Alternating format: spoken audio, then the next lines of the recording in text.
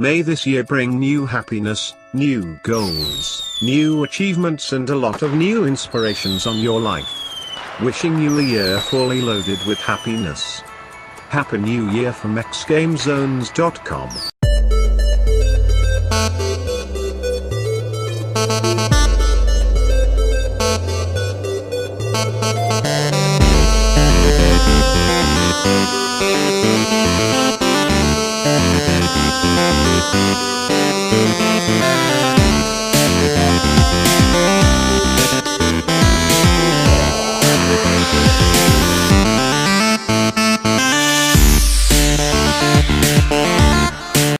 Welcome to xGameZones, hub to latest popular games, reviews, preview and news. After seeing 3 episodes of Song of Horror, we still stand by our original assessment that this game has all the components of a strong horror adventure game, rivaling those that many of us grew up with.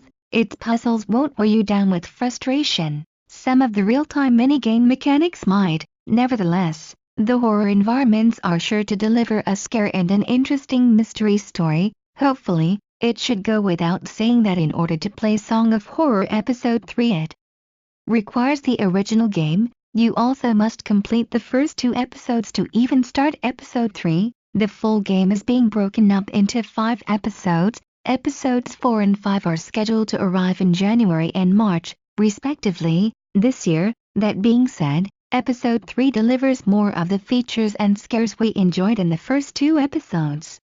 Please subscribe in our YouTube channel and follow and like us on Facebook #xGameZones. Visit our site at www.xgamezones.com for more gaming reviews.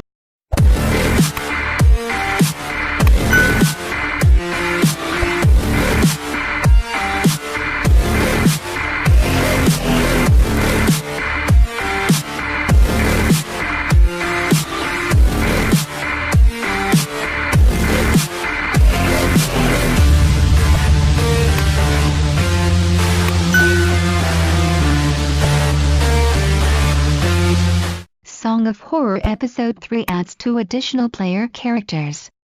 Omar Nasiri, Husher's co-worker, and Grace Richards, Husher's pupil. This episode also adds a new real-time mini-scare game. Like the others, this one randomly shows up and requires additional button mashing like the heartbeat panic scenario, etc. The story continues in a hauntingly eerie university. Song of Horror Episode 3 also adds a feature whereby you can switch characters at key points in the story. Supposedly, this allows you to explore and progress through different areas. Unfortunately, during our playthrough, we didn't experience this feature as we played Omar all the way through until we had no choice to mean some deaths happened. This episode adds about 3 to 5 hours of additional gameplay depending on how fast you can solve the puzzles. As is typical in adventure games, there is a lot of running back and forth between rooms and levels, e.g., basement and first floor. During this episode, it became evident that playing Song of Horror with a controller was a much wiser input option than mouse and keyboard.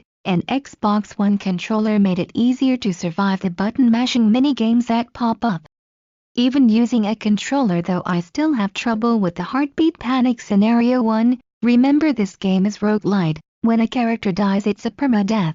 When all your characters die, you'll need to restart the episode. We've been there, done that, and it's not much fun. Song of Horror Episode 3 seemed to have less startling moments in it compared to Episode 2, where we did jump out of our seats a few times. The graphics continue to be top-notch other than the running character model for new player character Grace, which seemed a bit awkward. Puzzles continue to be challenging without being frustrating. If you've played the game through Episode 2, then Episode 3 should yield very few surprises. The plus side to this means very few disappointments. At this point, you're most likely here to continue the story you started. If you found a lot to love in the first 2 episodes, you'll continue to be happy here as well.